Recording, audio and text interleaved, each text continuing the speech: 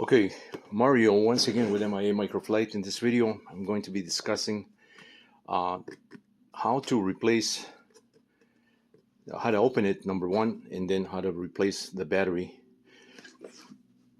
on these solar-powered floodlights. This model right here is the TWL028. I bought this from Amazon. They come as 4-pack lights. You can buy this for about 40, 50 bucks. It comes out to about $10 per light fixture. It's a really nice light fixture.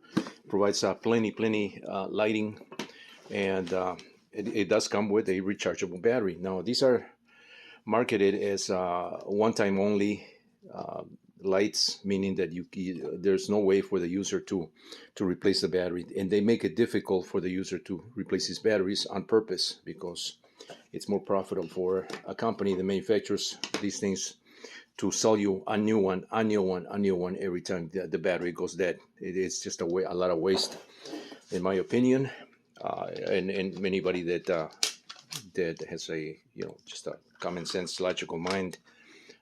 It's just crazy how these things are done. So I'm going to show you in this video how to do that. The first thing that you need to do is, well, let me go backtrack here. I bought these lights so that I can repurpose them in my own wall sconces that are going to go in front of my home. I showed that in another video how I did the sconce with 3D printed PETG printed parts and a fiberglass panel that I'm kind of curving it, provide a half moon shape, and I perforated to create a nice flower pattern, that my wife liked. So that's done. And so this light is, I had to do this in order to mount the light inside, and I wanted the solar panel to be located somewhere else.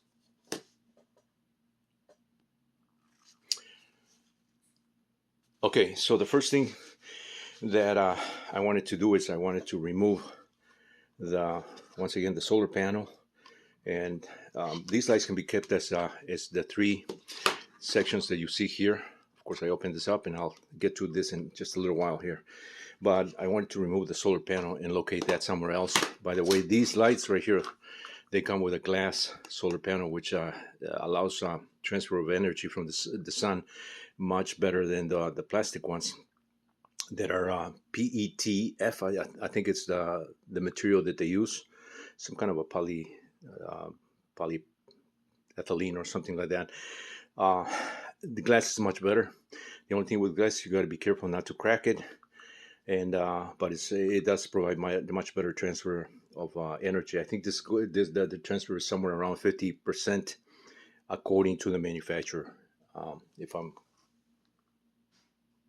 If I am remembering this correctly. But if we look at the specification here, it says material ABS plus PC. ABS is the construction of the the case. They should put here the type of lens that it is, because it would be a much better sales point. If I was manufacturing this, I would make sure that I mentioned this is a glass solar panel. Power source is 100% solar powered. Lighting mode, 3 lighting modes. Charging time 6 to 8 hours. Working time 10 to 12 hours. Waterproof IP65 is the standard they go by. Most of these lights are waterproof level. That's a standard nomenclature that most of these come with. So I doubt that this is going to provide 10 to 12 hours of working time. Even if you leave it at the lowest setting, meaning they're not high intensity via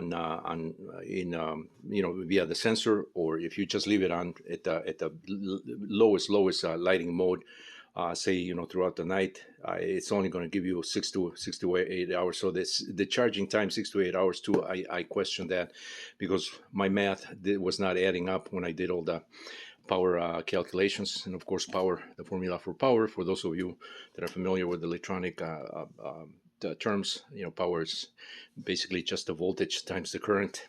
A good way to remember that is just think of the word pi, P-I-E, where pi, which is the wattage or the power, is equal to I, which stands for current, and E stands for voltage, basically.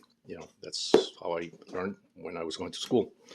Um, so getting back to the light, as I was saying, these things, the great thing about these lights is that they are detachable. You can simply cut, because these are just two wires, a red and a black, uh, on all three sections here, the solar panel and the independent lights here. There's just wires, two wires, real easy. You can cut these and extend them and use them as you please.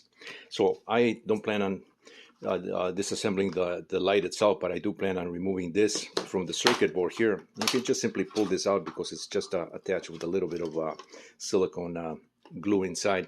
But as you can see, this already started coming out from here as I was pulling this. And I did that so that I can figure out the wattage that this solar panel is putting out. And I'll get also to that information in just a little while here. But let me go back and talk about the disassembly of this.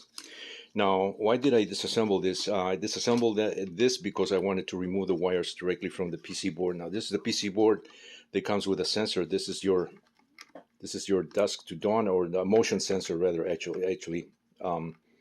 I don't. Yeah, this also doubles as the dusk to dawn sensor, and it comes with this. This is just a little plastic cover. I don't know what this does really, other than providing an aesthetical cover for the sensor itself. Is right there. That's that little lens right there. You can see that little lens right there. It's almost like a little camera there. So that's the eye that senses the motion sensing. And this, I think this says up to 30 feet. It says up to 30 feet motion sensing. I don't, these things are so romanced, highly romanced, in terms of specifications that, you almost have to measure these things and test yourself to be able to get an idea of realistic specifications. And that's what I've done basically with all these things. When I take them apart, I do my own measurements and calculations. But this panel right here is attached via two screws, and this is the cover here, which comes in two pieces. It comes with this piece, with this white piece.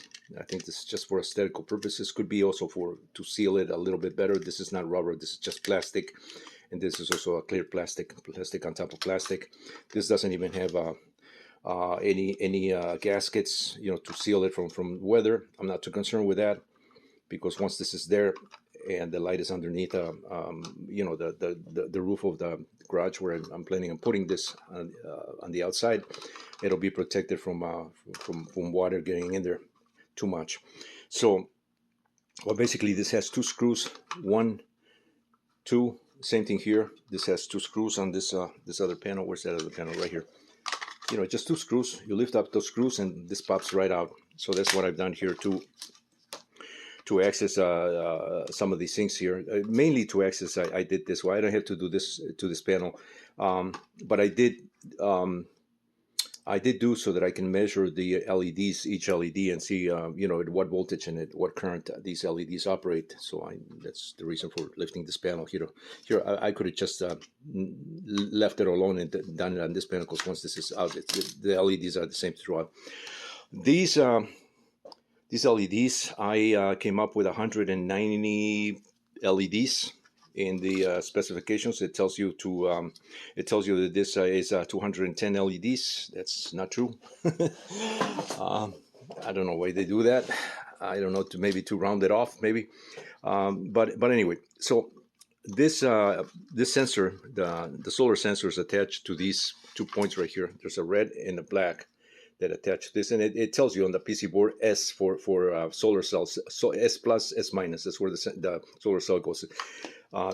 Attached to these black and whites right here. That one goes to this light. And real obvious, and this black and red goes to that. These other ones here goes to the battery, and it tells you battery plus, battery minus, real easy. And then the other light, of course, that's right here. So let's get back to the what type of battery is this?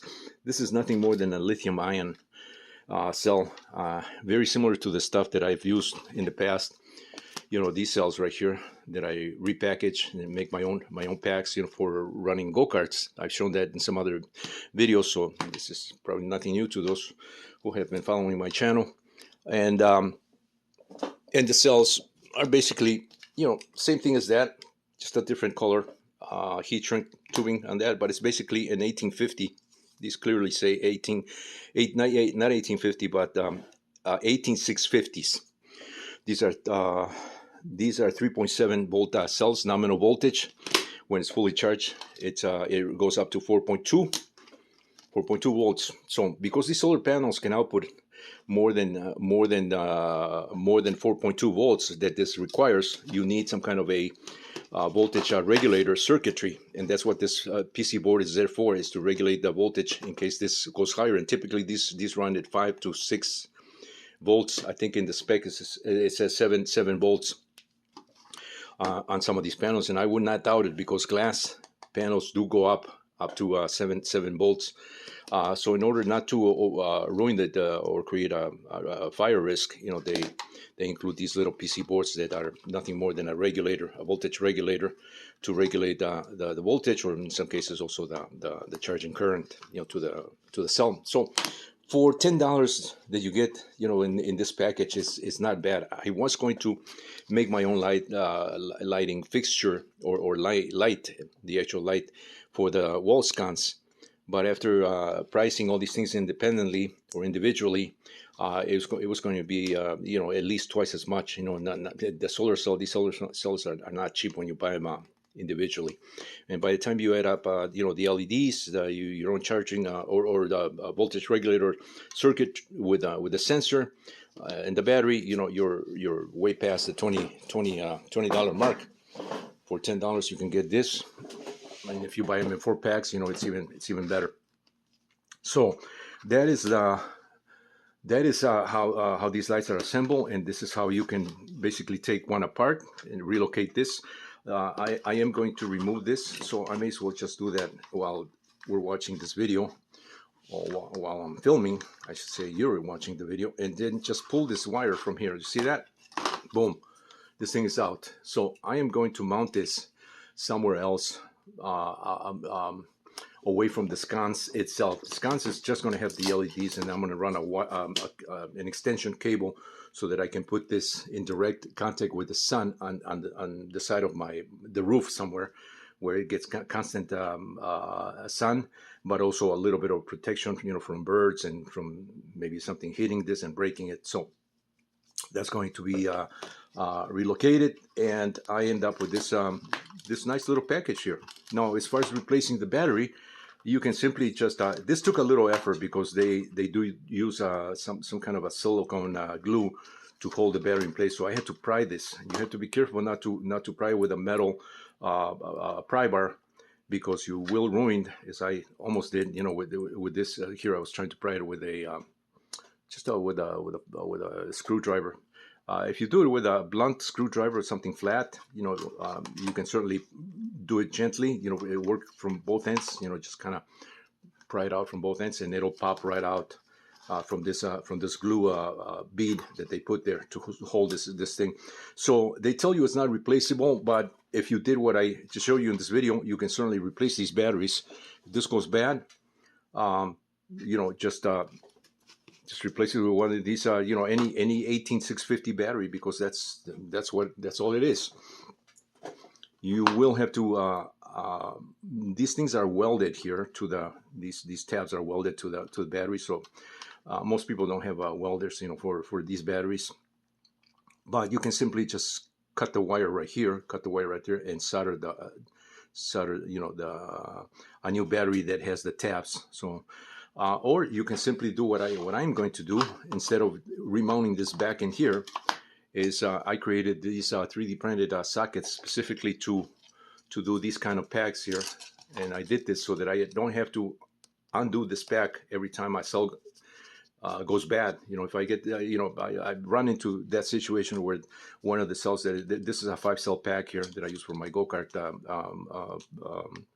battery packs. I use 2 or 4 of these, depending, you know, in series or in parallel, depending on the voltage and what I'm trying to do with the go-kart. But this 3D printed battery holder basically resolves that issue of having to unpack this, disassemble this whole pack, and change the battery and then repack it again. You can tell that this one also has a charging port here, or a charging plug. This I can connect it just to my 4-cell hobby charger, my really good charger for charging all kinds of batteries. You know, for you get set it on lithium ion or lithium polymer cells, and it's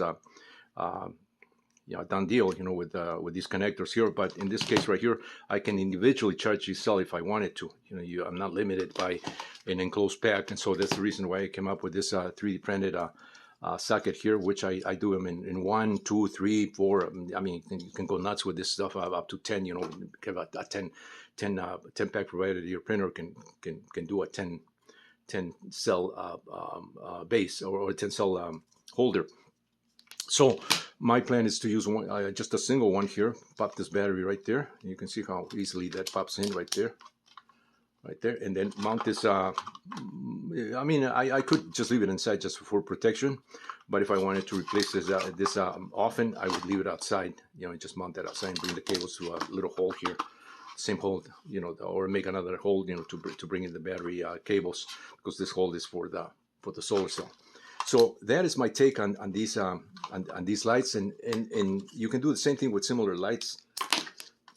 I just disconnected this battery here from that. I'm going to have to resolder that, but since I'm going to reassemble this, it's not a problem. And you know, you can use these in you know, more customized applications. Now, let's see. Do I have enough time on this video to talk about some of the limitations of these particular light cells? I would say the limitations. I mean, it's a great glass cell. That's fine. This is a brand new, you know, apparently a brand new cell, because it's a brand new product here that I just disassembled. So everything should be in perfect order, and it is. But the limitations here are the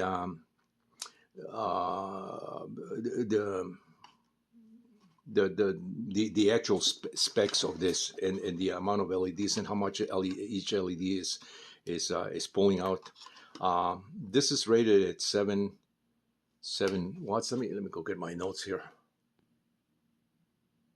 Okay, so according to some of my notes, and bear with me here because these are just rough sketches here that I did, and with some information as I was working on some other things, as I typically do. But each cell is, like I said, each cell is rated at, the battery is an 18650 lithium ion. Voltage is 3.7 volts nominal, 4.2 full charge. The amperage here is, this is labeled as an 1800 milliamp hour battery, or 1.8 amp hour battery.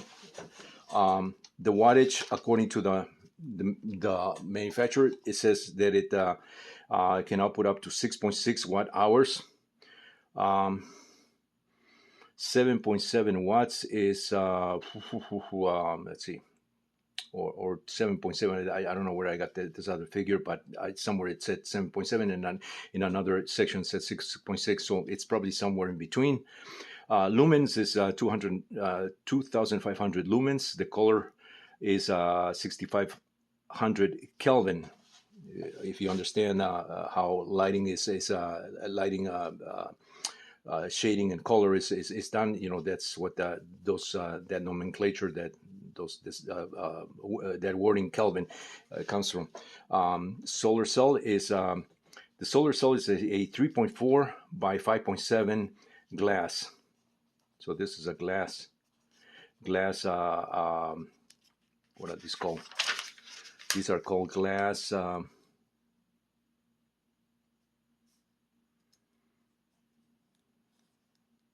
It's a glass type panel. Okay, so looking at a comparable light solar cell from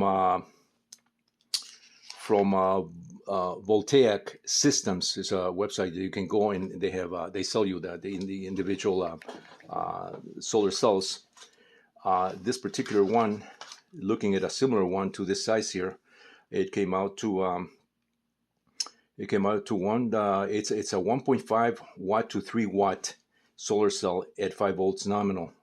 Open circuit, if you measure the open circuit voltage, is 5.5 to 6 volts, and that I double checked because I measured that with my meter here. I should shut this off, my fluke meter. The approximate current is about 300 to 500 milliamp hours the charging current that these provide at an efficiency of 19 to 22%. It says efficient. This is just another little solar cell that I was going to spec out. These are more like the dollar store cells, but this is the glass one right here. Some additional information as far as the wattage and what you can expect. How many hours you can expect for it to charge, and what kind of lighting duration you can have. That's all done by the power formulas or Ohm's law.